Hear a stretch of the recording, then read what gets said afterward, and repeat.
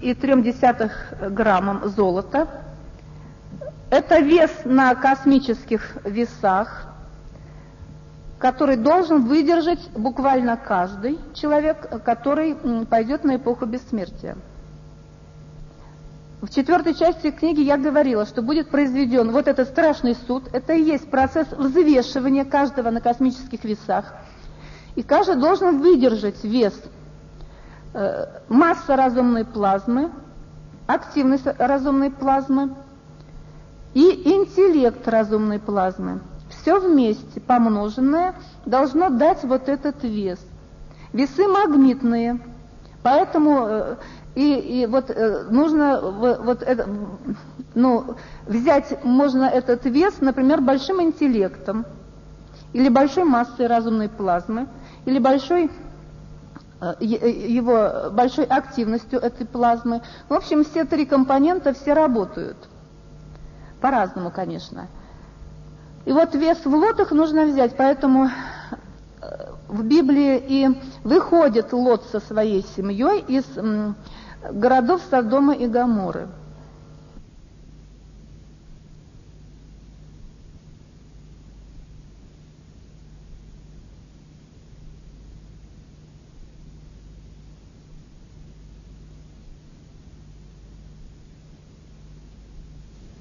И выходит Лот со своей семьей из городов Содома и Гоморры. Разумеется, не потонет тот, кто может взять весы на этих космических весах. Уходят они, я, наверное, сегодня не буду давать эти кватрины, потому что слишком и так много всего. Уходят под землю эти народы из-за своего расизма. По Нострадамусу они идут как ужасные белые, то есть расисты, за свои российские замашки, за свой национализм. И сейчас еще ничего, но подождите к русскоязычному населению, там еще все, отношения еще ухудшатся. Пока там войска, то другое еще будет как-то тихо, мирно. Потом, возможно, еще будет похлеще, чем на Кавказе и в Средней Азии. А ужасные белые волосы, голубые глаза, в общем-то, и замашки эти национальные такие. Сад Вселенной для знати возле нового города. На дороге изрезанные ущельями горы. Будут схвачены и брошены в чан, выпьют под принуждением воды, отравленной серой. Опять речь о Прибалтике, о затоплении этой территории. Сад Вселенной – это Эдемский сад. Для знати, то есть для высокопоставленного общества. Ну, здесь для общества высокой иерархии. Там в основном будет, конечно, ученый народ, в основном. Возле нового города, то есть возле самого прогрессивного, что ли, общества. На дороге изрезанные ущельями горы. Как ехать, например, вот в Таллин от границ Ленинградской области, вот северной, то там расположены шахты Кохта-Ярве, добывается сланец, и вот эти вот шахты, там одна за другой, вот эти горы. И вот эта шахта идет, значит, как пещера. Сверху, значит, это песок, гора, а внутри, значит, проходы под землю. Ну, вот так зашифрованы вот эти вот шахты, вот как горы с пещерами. Будут схвачены и брошены в чан. То есть уходит все под воду. Выпьют под принуждением воды, отравленной серой. То есть будут наказаны за свою серу, за проявление адских пороков.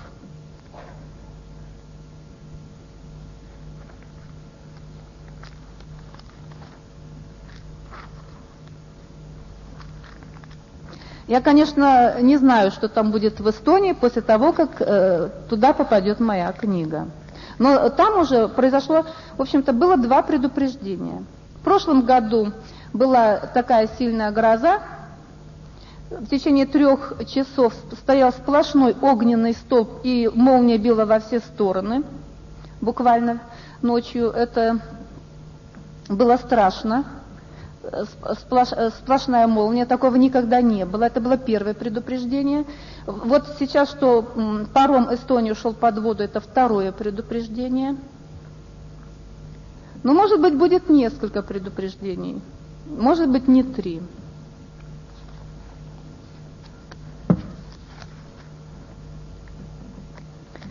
Из полюса Мансоля спрячется в Козьей пещере, но будет схвачен и извлечен из своего укрытия бородой. Пленника поведут, как домашнее животное.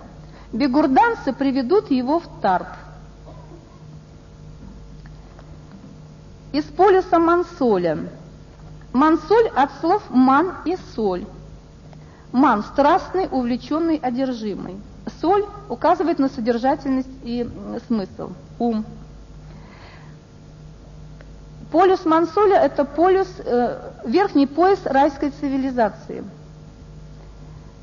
Спрячется в Козьей пещере. Какой-то лидер, очень такой влиятельный и главный, будет иметь связь с Козьей пещерой. Но пещера кодируется как белковое тело. А вот Козья, подумайте, почему здесь Козья пещера? В чем тут дело? Я не буду расшифровывать это, догадывайтесь сами. Будет схвачен и извлечен из своего укрытия бородой. Да, Христ не желает сейчас выходить на арену борьбы. Он пытается еще отсидеться. Он хорошо помнит уроки революции 17 года, и поэтому его будут вытаскивать. Буквально подталкивать, подпихивать, снова заняться политикой и своими делами. Извлечен из своего укрытия бородой, главным идеологом рая. Это Моисеем. Моисей старше по иерархии, чем он. Высшая должность. Борода кодируется как бразды правления. Пленника поведут как домашнее животное. Ну, один из его реквизитов будет напоминать одно домашнее животное, название одного животного домашнего. Бегурданцы приведут его в Тарп. Бегурданцы. Ну, вот это бегурданцы расшифровывается как гуру, учитель, и дан, то есть гениальные учителя. Но это можно сказать, что ангелы еще выше, которые и ведут, в общем-то, по программе еще и райскую цивилизацию. Ведь райскую цивилизацию тоже кто-то ведет. Поэтому это самые высшие учителя. Бегурданцы приведут его в Тарп. Тарп.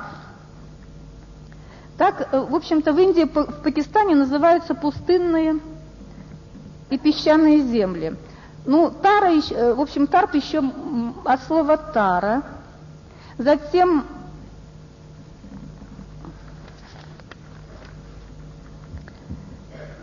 город Тара есть на реке Иртыш. Ну и правый приток Иртыша тоже называется Тарой. Это в Омской области.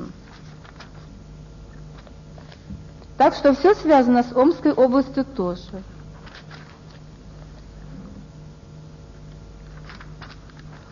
Что-то вы заулыбались. Непонятно почему. Я не поняла, например.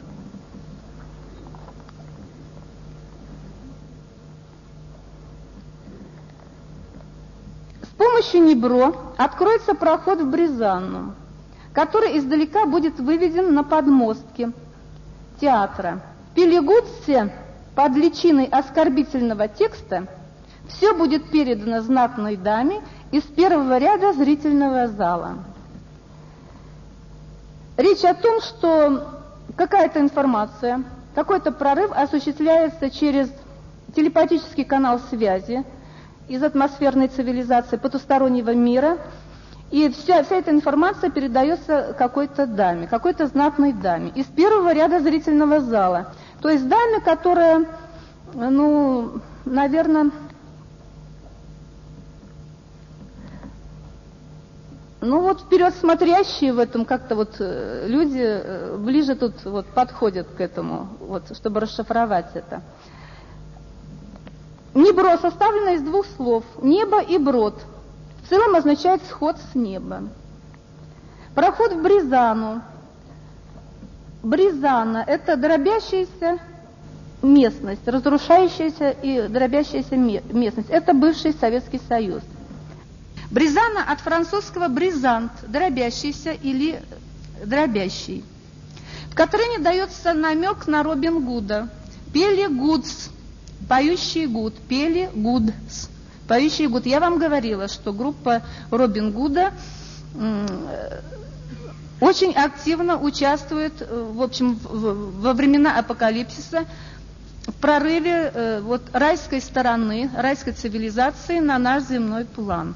И активно участвует в борьбе вот, против антимира, значит, вот, в наше последнее время. Все люди этого коллектива, можно сказать, вообще, ну, основная опора.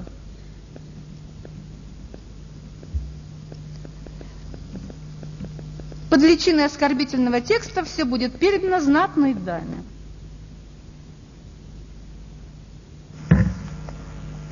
Барон, плохо переносящий раздражение короля, будет убит, поднося ему дары.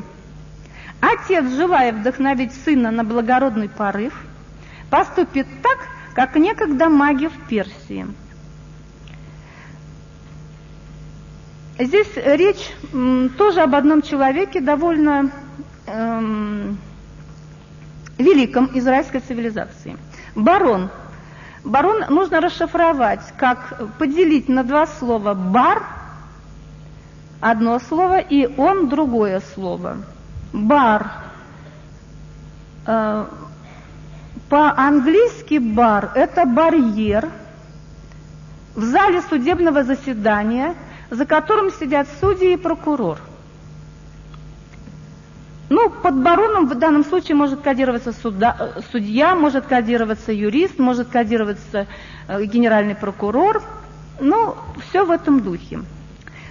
Барон, плохо переносящий раздражение короля, будет убит, поднося ему дары. Но не в прямом смысле убит, а, скорее всего, отстранен, убран. Барон, в общем, все делал, ну, хорошо и все правильно. Однако же, все равно король раздражается, правительство. Отец, желая вдохновить сына на благородный порыв, а это уже Всевышний. Отец, желая вдохновить сына на благородный порыв, поступит так, как некогда маги в Персии. Как поступили маги в Персии? Маги в Персии приносили жертвы культовому античному быку. Они поклонялись Ваалу. Но здесь речь не о быке, а о священной небесной корове в 97 году.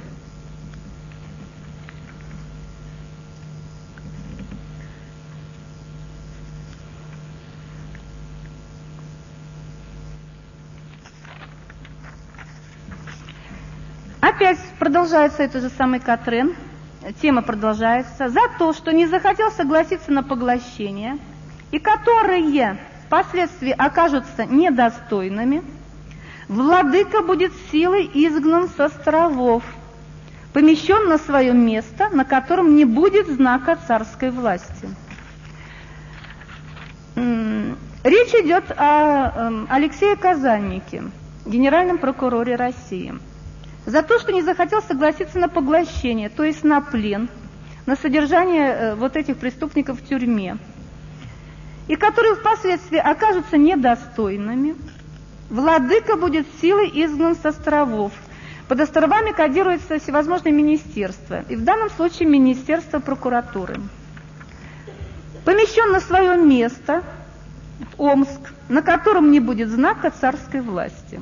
Я добавляю, Омска, разумеется, нет.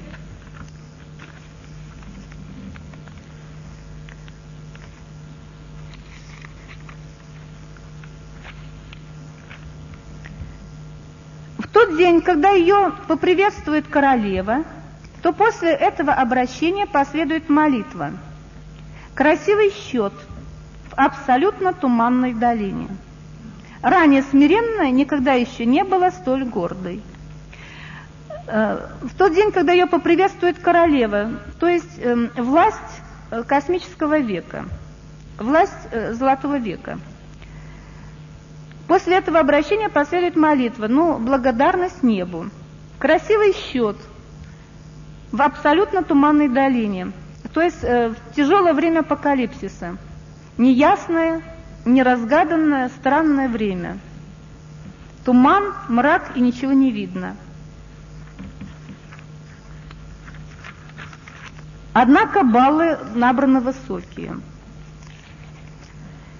Под видом кормов в травоядное чрево, пережевывающих жвачку животных, проведены внутрь.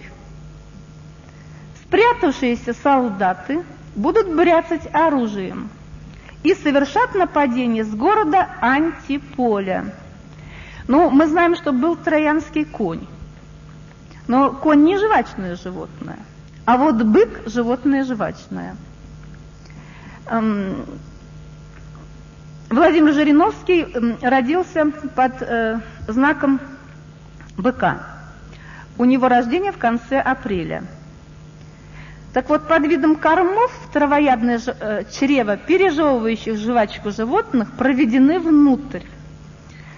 То есть вот в ту самую партию Жеронды, о которой шла вчера речь. Спрятавшиеся солдаты будут бряцать оружием. Совершат нападение с города Антиполя. Антиполь, полюс антимира. Это дно, самое дно антимира. Дно Вавилона.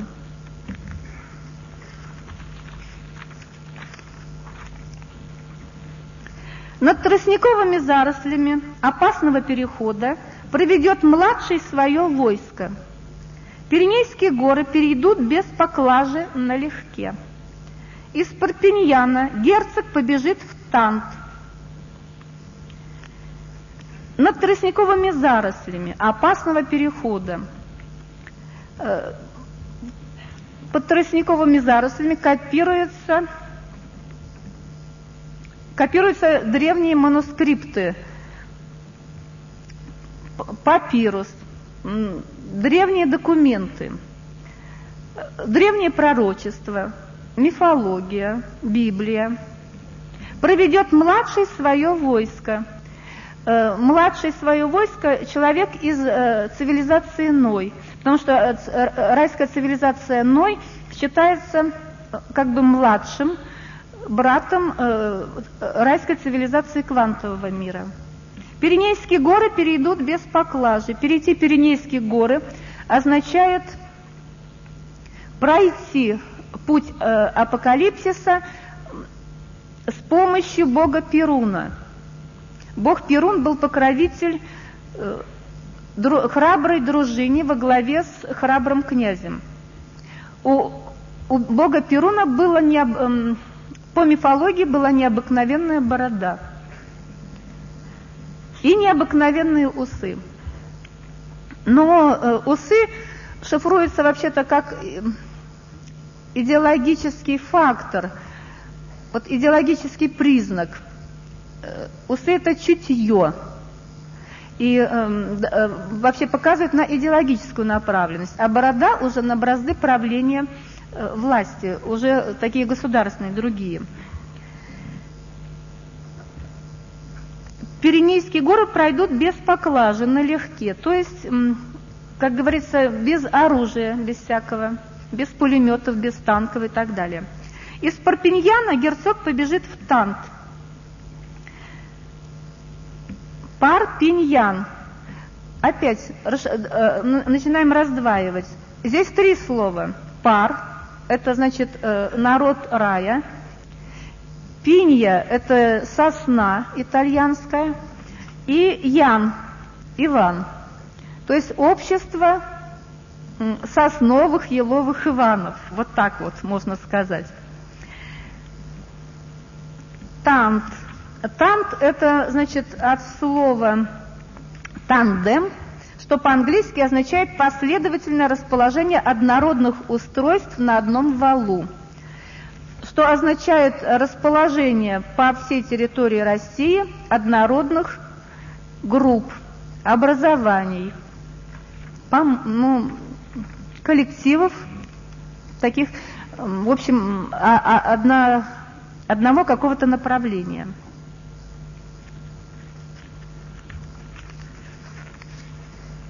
Все сейчас вам расскажу.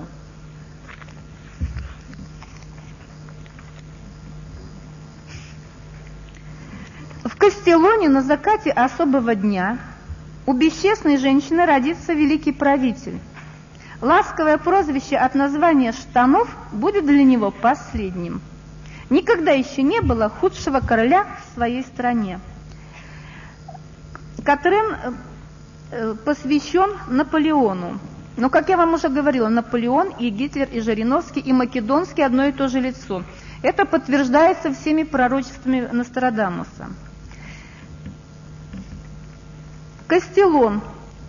Каста, слово в своем имеет каста, первое слово, происходит от латинского кастус, то есть замкнутый, чистый, ограниченный, обособленный. Лон – лона.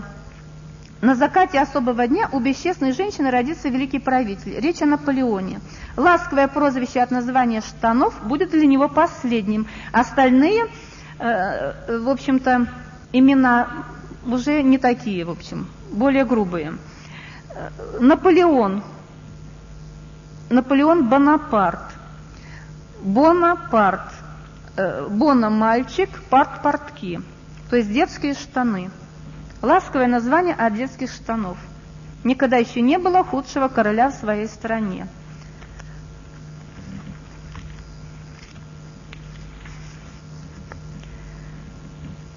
Сокрушенные из-за отсутствия ошибок одного крашеного пойдут с компромиссом к противоположной стороне. Они обратятся с требованием к лигонцам, и те будут вынуждены выпустить великого предводителя Мелиды. Под Мелиды, предводитель Мелиды, значит, здесь идет общество главарей событий октября 3-4 октября, значит, у Белого дома и у Останкина. Мелида от слова мел, белый, белый дом.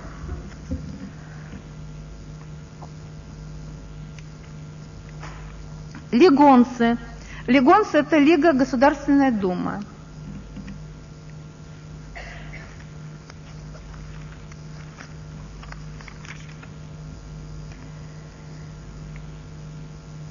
Новые события вызовут наступление армии.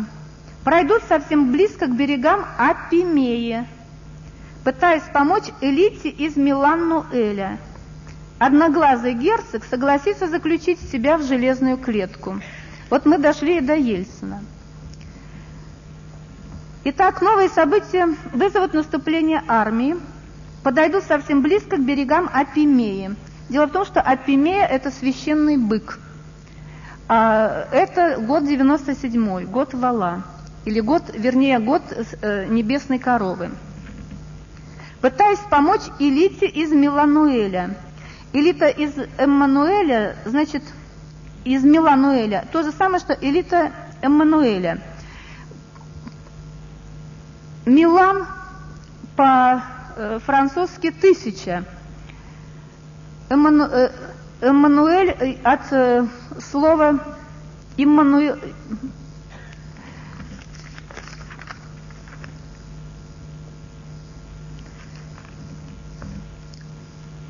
От Эммануила. В общем, это идет под этим именем в Библии Христ. Это его общество, Милануэль. Одноглазый герцог согласится заключить себя в железную клетку. Это Ельцин. Я уже говорила, что он был Кутузовым. У Кутузова был один глаз, второй глаз был потерян. Почему согласиться заключить себя в железную клетку? Для победы, чтобы быть вот сейчас в последнее время правителем, нужно отвечать флюгеру общественного волеизъявления народа этой страны. Хорошие не проходят по флюгеру, потому что народ не такой. Значит, нужно было себя сделать хуже. Ельцин согласился свое сознание обработать под гипнозом и себе, в общем, чтобы он согласился принять вот все эти качества и признаки, которые бы соответствовали вождю вот этого времени. Фактически он должен был упасть на несколько ступенек иерархии под воздействием этой вот гипнотической программы. Он поэтому немножко сейчас и религиозен, видите, он в церквях стоит. Почему? А религиозное население за него голосует. Все папы призывают за него голосовать. Ну и он как бы и нерешительный, и неуверенный сейчас. Соглашения, бесконечные соглашения, все эти мирные урегулирования.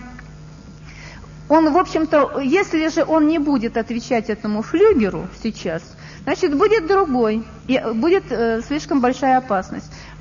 У власти станет противоположная сторона на троне. Вот почему одноглазый герцог соглашается заключить себя в железную клетку, потому что железная клетка кодируется как вот это вот гипнотическая программа на сознание. Это кандалы, это тюрьма. Клетка такая не опасна.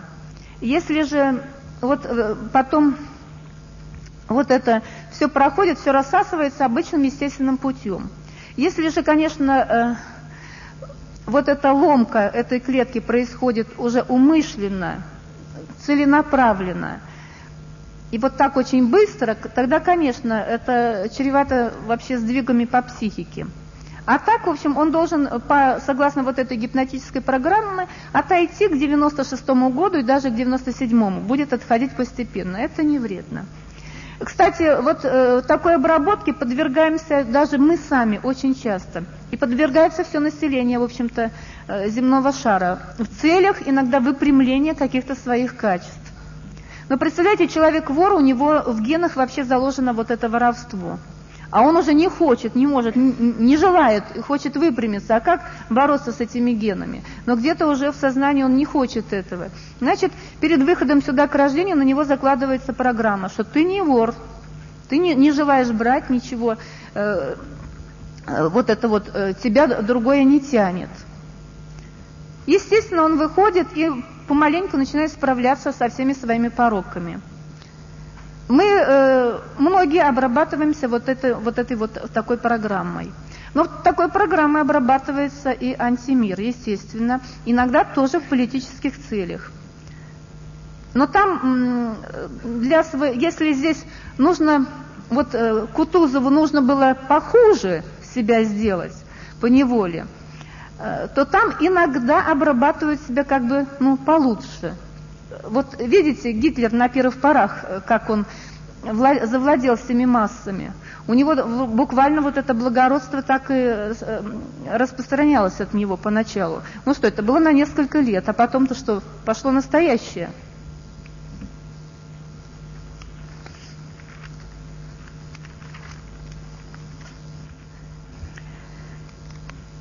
После того, как король будет обнародован и узнан, и узнает о своем происхождении, он завершит гекатомбу, речь о Христе. Когда он будет узнан, обнародован, он завершит гекатомбу, то есть вот этот вот переходный весь процесс в космический век. Поток воды откроет могилу из мрамора и свинца великого римлянина, изготовленную от стяга медузы. Вот здесь поток воды откроет могилу из мрамора и свинца. Это мавзолей. То есть все, все тайны мавзолея будут раскрыты. Все будет выложено на ладошке. все будет известно о нем, конечно. И ему нечего, если сейчас, конечно, он даже побоится сказать, что он Ленин в прошлом, то потом уже все будут люди знать, что это неправда, что Сталин подменил архив, что подменил факты истории, что все было совершенно не так, что все документы были переписаны, каждая бумажка, каждая записочка. Вот я позавчера отдала столько много времени, чтобы вот это вот расшифровать, как все это делалось. Притом я ведь вам дала только часть, на самом деле там этой теме посвящено гораздо больше. Значит так, могила изготовлена от стяга медузы, то есть от властей антимира. Медуза идет как власть. Под медузой, в общем-то, шифруется правительство антихриста.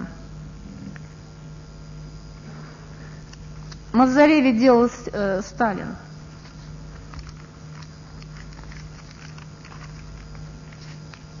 Конечно, кто вот не был на первой и второй лекции, сейчас ему будет трудно, потому что я многие вещи не поясняю, и он, возможно, сидит и не понимает, что я так кратко о чем-то говорю, хотя этой теме уже уделялось на первой и второй лекции много.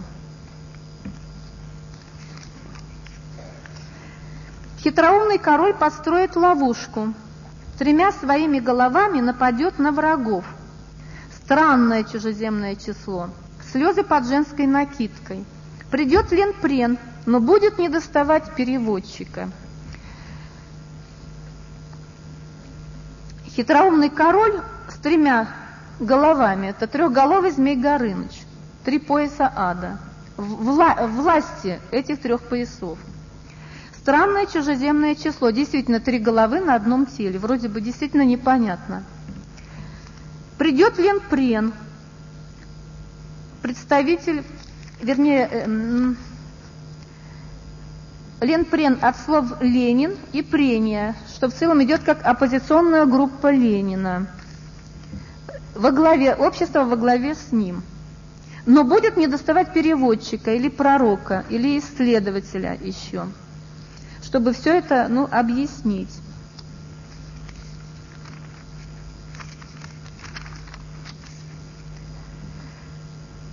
В городе Ферт паника, убийство людей. Спутанные веревками быки стараются разрывать путы. Снова вернутся к почитанию Артемиды и, поклоняясь вулкану, будут хоронить мертвых. Город Ферт. Фертом называлась в старину буква «Ф».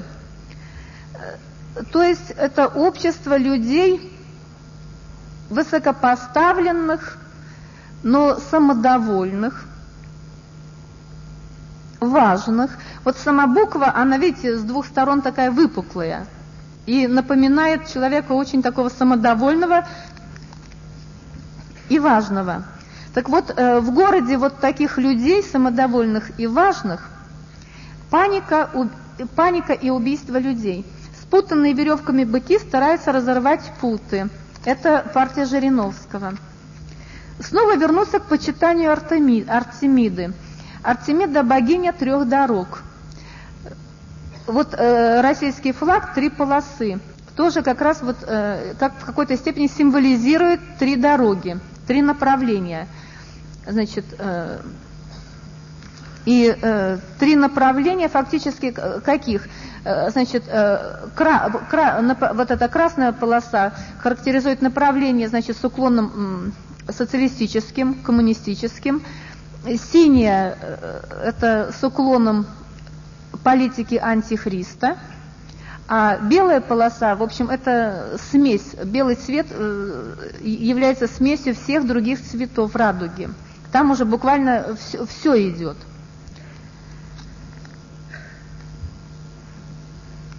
Часть народа пойдет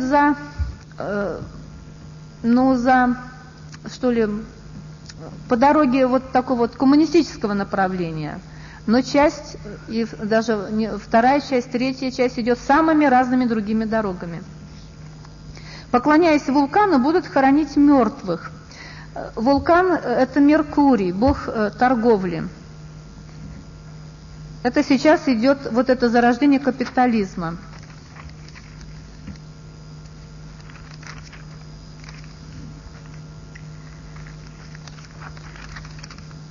В Фуа войдет король, увенчанный тюрбаном, и будет на высоте положения, меньше, чем время поворота Сатурна. Король в белом тюрбане из Византии, с соколом на знамени. Соло Марса и Меркурия возле Водолея. Фуа, опять-таки, под Фуа идет общество вот этих самодовольных важных людей. Тоже опять буква Ф. Войдет король, увенчанный тюрбаном. Это, кстати, между прочим, Жириновский. Белый тюрбан, опять-таки, говорит о его российских вот этих наклонностях. И будет на высоте положения меньше, чем время поворота Сатурна.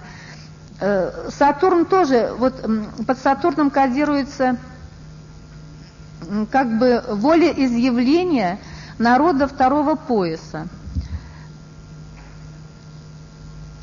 Все вот эти боги и планеты, они отражают качественный состав населения того или другого региона. И поворот этого флюгера означает, что политика этого региона меняется. И вот это Жириновский будет фактически у власти гораздо меньше даже, чем раньше. Ну, в общем, раньше уйдет с поста со своего. И здесь у нас тоже, в общем, отойдет от власти, даже еще раньше, пока там внизу повернется вот этот флюгер. Их намерение изменится. Изменится, значит, пожелание вот властей Нижнего Аида. Король в белом тюрбане из Византии с соколом на знамени. Это Жириновский, разумеется. Вот у Жириновского вообще сокол действительно на знамени. У него газета «Сокол», у него партия его «Соколята», друзья «Соколята». Византия происходит от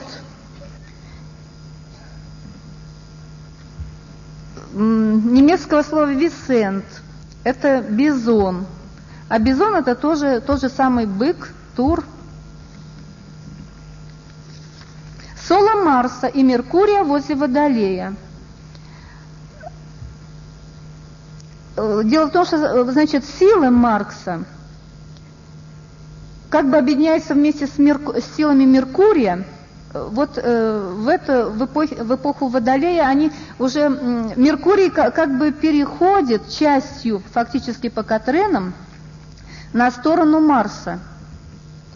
После того, как идет информация о связи третьего пояса Аида с первым поясом Ада. Есть такой Катрен, что Меркурий вообще оскорбляется даже тем, что вот это все разглашается. Разглашается связь властей этого пояса с дном Ада. И тогда вот многие из этого региона Меркурия поворачивают от Сатурна в сторону, в другую противоположную сторону, и как бы уже начинают поддерживать силы Марса вот, в эпоху Водолея. А под Водолеем идет фактически еще правление Ельцина. Он тоже по своему гороскопу Водолей.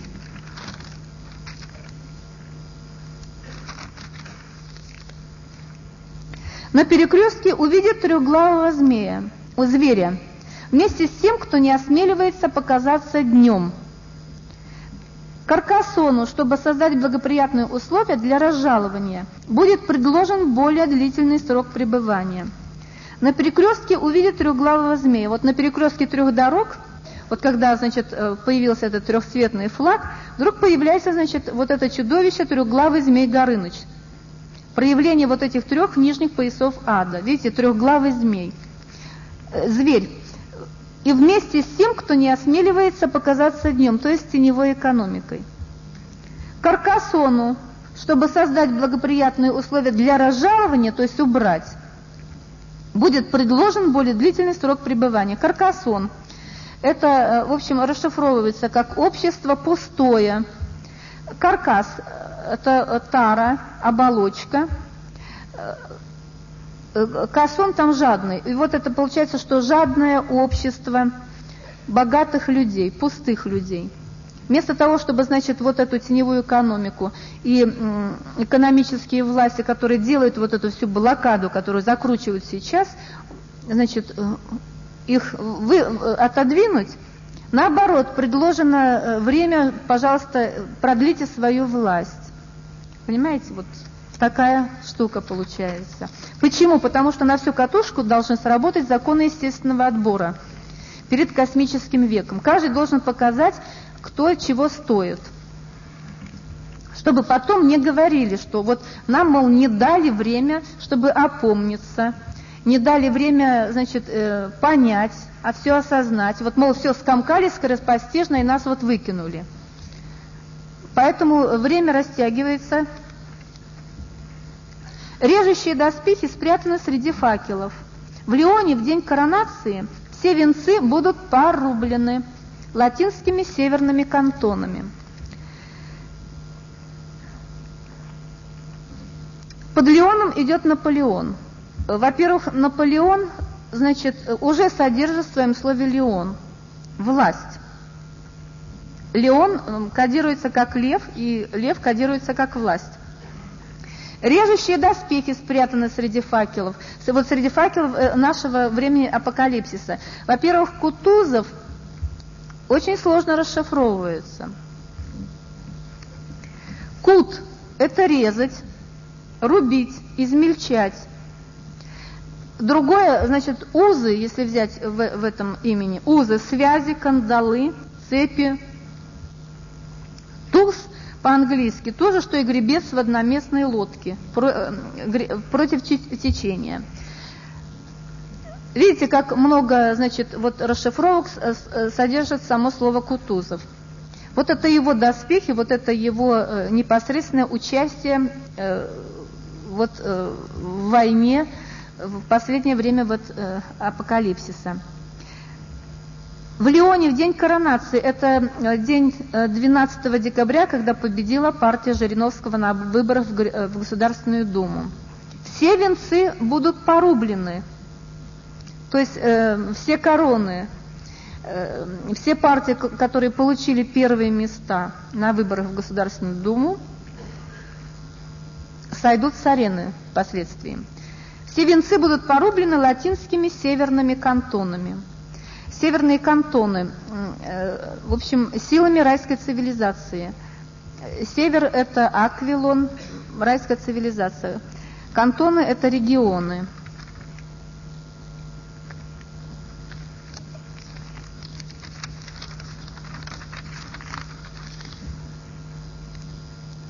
С горы Эмир туман падет на благородного человека даму. Жребий падет вместо слияния Соны и Роны. Солдаты спрячутся в лесах в день Святой Люции 13 декабря. Никогда еще не было такого ужасного престола. С горы Эмир, то есть со стороны райской цивилизации. Эмир содержит слово «мир», название райской цивилизации. Падет туман, туман тайна. На благородного человека даму, то есть идет информация на этого человека. Жребий падет вместо слияния Соны и Роны. Здесь даются реквизиты пророка. Жребий, то есть, случай, выделенная, значит, помощь и так далее. Вместо слияния двух рек, Соны и Роны, это город Лион. Лион – это луг, открытая местность полевая. Это место связано с рождением одного пророка, вот этой дамы. Надо будет вот у пророка проверить свидетельство о рождении. Там обязательно будет луг. Солдаты засады спрячутся в лесах в день Святой Люции. Здесь вот разные такие вот, не относящиеся друг к другу вот такие вот фразы, предложения. Вот день Святой Люции – это 13 декабря. 12 декабря были выборы в Государственную Думу, А 13 декабря фактически партия Жириновского была разбита. Когда все узнали, что она победила, выступил большой фронт против противников. И, кстати, пророки сыграли немалую роль. И пророк с Леона, в общем-то, в этом отношении сыграл довольно-таки большую роль, что пала партия Жириновского.